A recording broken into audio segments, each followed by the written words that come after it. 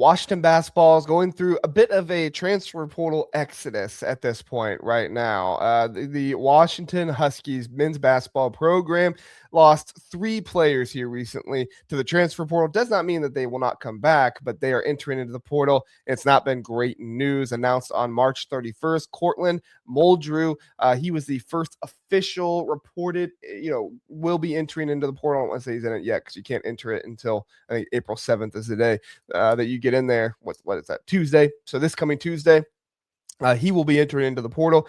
Freshman guard Cortland Muldrew. You also got freshman guard JJ Mandaquit, who also said he will be going into the portal. That was out there as well. And then the big news that really crushes Washington fans is the man that has been their primary ball handler and done a lot for this team.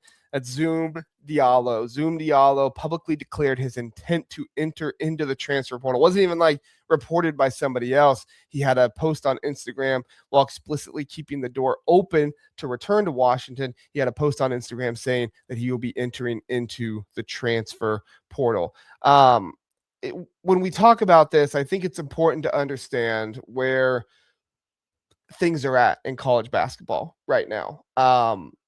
We just had the Big Ten had the most, 4-year players that came back and played all 4 years in college of any conference out there. I think they had, 11 or something. I think there was a total of like 25 or some players like that. I forget exactly what the numbers are. I apologize. But the Big Ten, I remember, led that, and it was not a high number at all. So what we have to understand is even if a program has a guy who's a hometown kid or something like that, like Zoom Diallo, who came in from Tacoma, Washington, it's his birthplace here, that it talks about, the majority of players on rosters across college basketball will enter the transfer portal at some point in their lives, right? I mean, like, you got all kinds of quotes out there of like, at some point in this person's life, such will happen. It's like, well, at some point in pretty much every college basketball player's existence, life, they will most likely enter into the portal. So the days of holding on to your starting freshman or something like that every single year, it just doesn't happen all that much. And you know what? If it's like Duke, then it's Caden Boozer and Cam Boozer who are leaving for the NBA this next year. So players, they leave. Agents, they want them to at least test the market, see what's going on out there. According to some Washington boards and stuff like that out there, Bryson Tucker might be somebody that also you could look at going to the portal, and Franck Kepnang is also somebody that might go out there as well. I'll bring them up here on ESPN so those of you who are watching on YouTube can see the guys I'm talking about. Bryson Tucker, the former Indiana basketball player who was from Maryland, transferred to Washington this season. He may have he might be going into the portal here soon. Wouldn't be surprised by an announcement like that. And then Franck Kepnang, like I said, he is somebody else that is also doing that as well. And what's interesting is that a lot of the chatter behind the scenes is that Zoom is the type of guy that's going to go to the highest bidder out there. Now, if you're talking about the highest bidder, that does not leave Washington out of this possibly happening here. Zoom Diallo, Washington is a program that has been reported. I know not every single fan agrees with this, and that's fine, but at least reportedly, they are one of the highest spending teams out there. They paid a lot of money for Wesley Yates this past year. A lot of reports indicate that Washington actually outbid Wisconsin for John Blackwell last season with all the drama that's going on with him right now. Maybe Washington, maybe this is something Washington is trying to do. So they're trying to clear up some space to bring in John Blackwell. They say, well, maybe, Zoom Diallo is not cutting it for us. Maybe we bring in a guy like John Blackwell or something like that. For all we know, that could be happening. But what it does sound like is if Zoom, goes someplace else, it'll be because they're most likely the highest bidder. I would not be surprised at all if Zoom goes to Arizona next season with Tommy Lloyd. I don't think they have like the greatest NIL revenue sharing stuff like that in the world, but for a guy like that, for a guy like Zoom Diallo and Arizona just going to the Final Four this year, maybe you are able to scrounge up the money for that to happen. But from other people talking out there, I know one of the insiders on 24/7 confirmed this as well.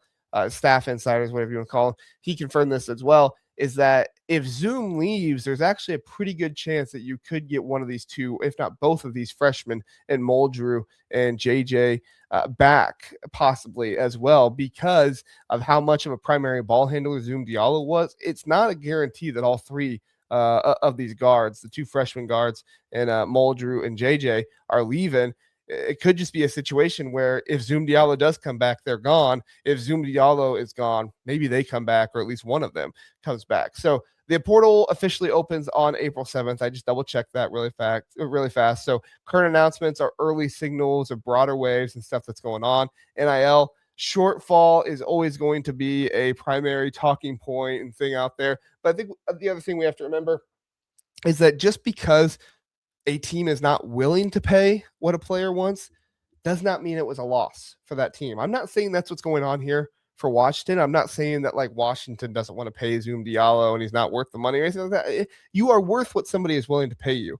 But just because somebody is willing to pay you that doesn't mean everybody else is willing to pay you that. Happens with a lot of top tier programs where most times the programs that are the best programs out there are not offering the most money to a lot of these guys. And if Washington was doing that last season with all the reported stuff of like just being the biggest offer to some of these guys, it's not surprising to see the exodus happen. Danny Sprinkle's in a tough spot here after 2 seasons at Washington. You don't want to be going through this stuff. You'd really like to, really be going through the really culture, not adjusting, but like the culture solidifying right now after 2 years. But this is the hand he's been dealt. This is what he has to deal with. He had a whole lot of money he could work with, but just because you have a whole lot of money doesn't mean you have to go out there and be the highest bidder. Sometimes that doesn't always work out. Washington's resources by a lot of fans, they think that they're kind of bottom of the Big Ten. A lot of reports talk about them being one of the top in the Big Ten.